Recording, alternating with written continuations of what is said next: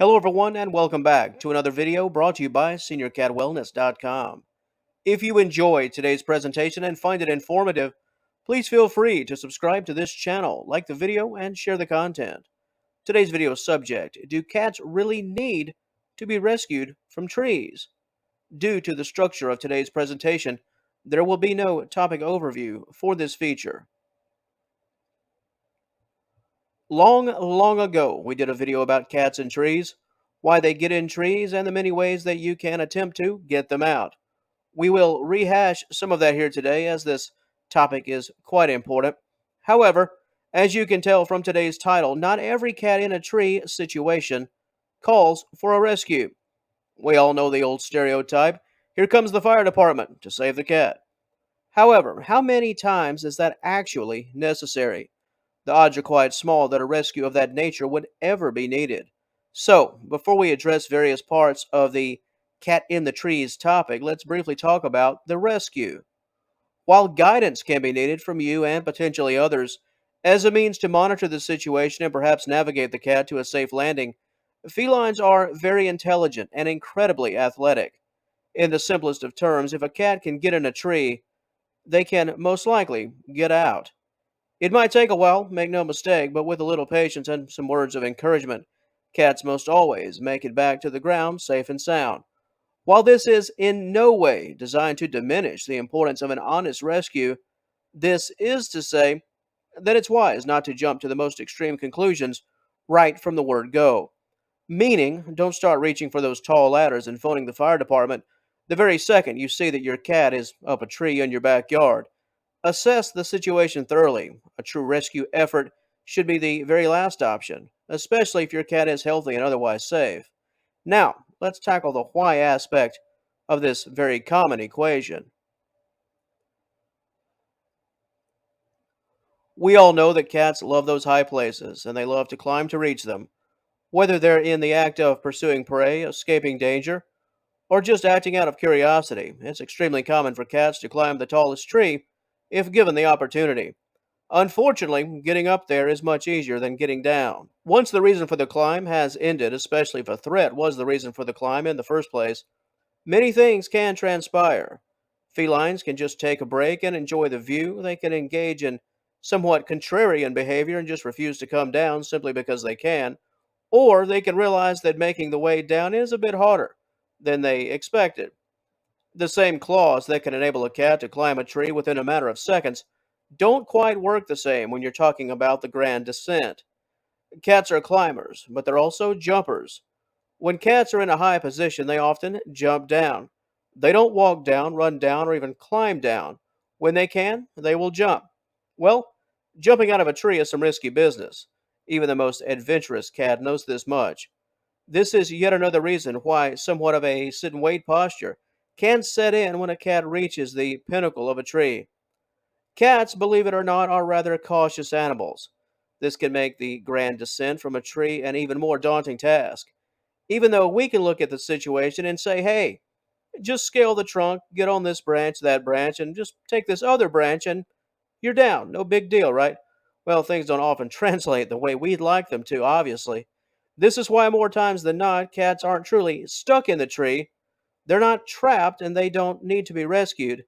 They just need your patience and a bit of confidence that they can make it the way down. This is really where you come in. You know your feline, especially if you've owned your cat for many years. It's a judgment call. Is your cat really trapped, or are they simply waiting for the right time? Trust your gut, trust those instincts, and act accordingly. If your pet has climbed this very tree in the past, there's a sense of familiarity. That's important, a very positive factor to consider, especially if you've watched your cat climb this tree and come down this tree on its own. Take everything into consideration before you call in the professionals. And speaking of taking things into consideration, how do you know when your cat is truly stuck or trapped and not just staying patient, assessing the situation, and just waiting to see how things play out?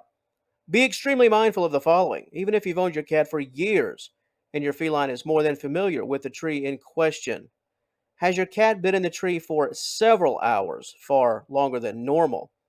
Does your pet appear very distressed, meowing frequently and yowling?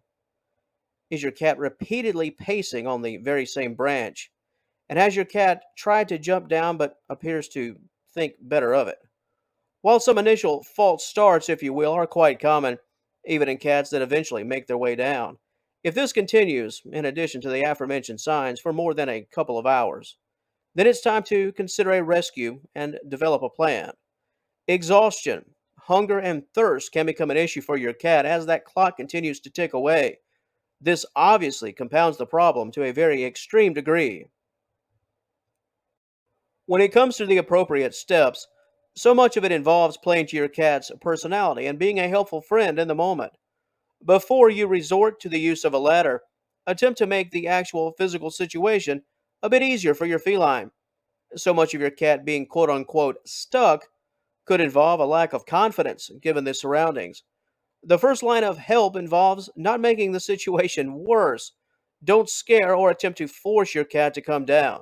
This only adds to the uneasiness of the entire thing. And by all means, never attempt to climb the tree yourself.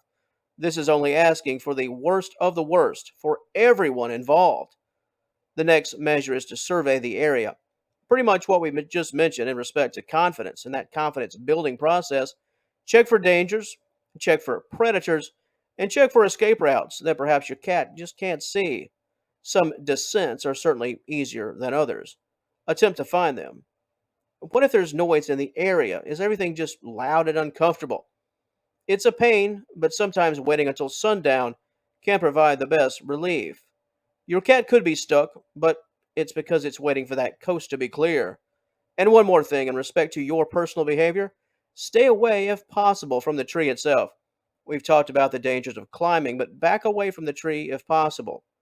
While standing at the bottom is only natural, try to avoid it. Cats, even in this state, are who they are. They're independent. They won't come down for you, so don't make it about you. Sometimes help involves giving your cat space and a good place to land. If your pet feels in control of this situation rather than in your control, they're more than likely to come on down. In the grand scheme of things, your job here is rather simple. The goal is to make your cat as relaxed as possible, secure that landing spot without being physically in or around the actual landing spot itself, while being a positive source of encouragement. And as we mentioned earlier, never be forceful. There's a stark difference between being encouraging and being downright aggressive. In summary, do your best to create positive vibes without creating a spectacle. This will only add to the cat's tension. The very last thing you want is for your cat to actually feel safer in that tree. Before we close things out, it's important to realize this is both a basic and common topic, yet also a very complex topic. There are many variables to consider here, as all cats have their very own and unique personality. All owners are different, and to some degree, all trees are very different. The take home message as it relates to today's topic is that not all cat in a tree situations require a rescue. In fact, most do not. The most important thing to do here is assess the situation and act accordingly to those circumstances. Being able to tell the difference between rather common feline behavior and an emergency is very important. Give your pet some time, display patience, and then trust your gut. Wow, sounds like so many decisions we face in everyday life, huh? If you would like more information concerning today's subject matter, please click the initial link in the description box below and join us at seniorcatwellness.com. And once again, feel free to like and share this video and subscribe to the channel if this type of content is of interest to you. Thanks for watching, and we'll talk to you later.